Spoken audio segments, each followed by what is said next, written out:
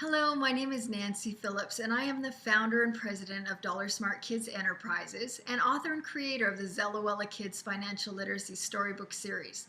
I have the absolute honor and privilege of helping parents and grandparents teach their children critical financial and life success skills for today's world. Parenting today is unlike any other time in history. With the rapid technological advancements, a very fast paced culture, and consumerism all combined, our children run a far greater risk of ending up in bad debt early on in life than ever before. And this really increases the urgency with which parents like you and I need to address the fact of teaching our children good financial skills at an early age. Now, the Debt Free Squad has very kindly asked me to share a few tips with you today about how to get your children off to a great financial start. And first, I want to start by saying, as a parent, you are your child's most influential financial teacher in their lives and that they will ever have. And the reason for this is that young children learn by modeling and observation. It's the most powerful way of learning for them. And so they watch your behavior, your attitudes, everything you do in life. And this goes for the way you deal with and your attitudes towards money as well. So we want to make sure that we are able to show our children a good way to approach money and the decisions we make with money. Now, let me say that you don't have to be a financial whiz to be a great financial teacher for your children. So don't worry about that. There's numerous key but simple principles we can share with our children to really help them lead financially successful lives. So let me share a few with you today. Okay, tip number one is discuss your decision making. You know, one of the most important things we want to help our children do in life is learn how to make good decisions, decisions that will really be positive for them and allow them to lead happy and fulfilling lives. Now, one of the ways we can help them do this is to discuss our decisions as we're making them. Now, I don't mean every single one, but for example, if you're going to purchase a TV or a phone or something that you're researching on the internet, or you're going to different stores and so forth, have conversations about this with your children. You know, depending on their age, it could be very high level, but let them know, you know, daddy's looking at buying a new phone, and I want to know which ones have the best price and this particular option. They can pick things up at a very early age if they see and hear the conversations being discussed.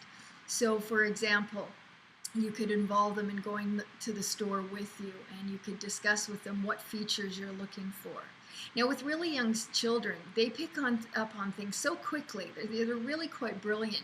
Even something as simple as buying gas at one station versus another. If you have a 4 or 5-year-old in the car and you've told them you're going to buy gas, but they see you driving by a gas station, they may not say it to you, but they're going to be thinking, why is Dad driving by the gas station? We have to get gas. So, you know, share with them, say, we're going down a few blocks to get gas at the other station because it's 6 cents less expensive. And so, you know, it's worth going because I'm going to fill up my tank. And so they begin to learn that, oh, you're thinking through your decision about getting this. And then they'll realize, oh, you know, when I'm going to buy something, I need to think it through too. And they'll have different questions to ask themselves that they've heard you ask yourself. So this is actually, it sounds very basic, but it's really important for your child. Number 2 is ask open-ended questions. Don't shut things down. Now, let me give you an example. Open-ended questions are things like how and what and why. This makes your child consider why they're doing different things. Now, let's say your child is in the store and they want you to buy something for them, and you don't plan on buying it. It's not something you feel they need. It's not on your list or in your budget. So when your child asks, there's two ways to handle it. You can really just say no and kind of shut the conversation down, or you could say something like, you know, I'm not going to get that for you. It's not on my list and it's not in the budget. But if you'd really like to purchase it, let's talk about a few ways how you could earn the money to get it. And they may say one of two things. They may say, oh, I'm not that interested. I'm not going to bother. Or they may say, you know what, I would really like to buy this. I've been wanting something like this for a while. Let's talk about a few ways I can earn the money. And you can say, great, on the way home we'll do that. And then when we get home, we can write a few things down and you can decide, what things you would like to do. Then if they do go ahead and purchase the product, you can ask questions like, how do you feel about it? What do you like best about it? And so very open-ended. If you say, do you like it, you're going to get a yes or no answer, and the conversation will basically end. So you want to ask open-ended questions because that requires more critical thinking. And questions like why and how are really important questions to ask in the bigger scheme of life as they mature and begin to ask themselves things like, what do I want to be when I grow up? Why do I want to be that? What skills do I need to learn in order to become that profession or trade or whatever it is? So these types of questions actually become extremely important, more and more important as they get older. And it's really great for them to know about them and to be able to ask them. Now, number 3 is don't ever be afraid to say you don't know something. If they ask you a question, financial or otherwise, don't pretend that you know it if you don't. I mean, this world we live in is changing so fast, and there's so much information growth that nobody knows everything, and we should never pretend to our children that we do, because we don't want them to feel like they have to know everything. We want them to feel that they can be resourceful, that they can go and find the answers, and there's no embarrassment in not knowing. Okay, and so this is really important. And if they ask a question you don't know the answer to, and you make the effort to help them connect with a person who knows the answer, or you go to the internet with them, or you really help them find the answer, they're probably going to be really excited and thrilled that you respect their question enough and them enough to help them get the answer. And in many cases, it can really help the parent learn too. I've had many parents say, oh, my child asked this and I didn't know, so we went and looked and we found all this great information. It happens to all of us, and we can really, use that for a great bonding experience and a learning experience for ourselves and our children. Now, tip number 4 is allow your children to get hands-on experience managing money. This is critical. Financial skill, this is not just an academic topic that can be learned from a book solely. It needs practice. Just like a sport, a child can't learn the basic skills of a sport or how to master a sport by watching their parent do it for them. And the same goes for money management. They have to do it themselves in order to learn from their successes and their mistakes.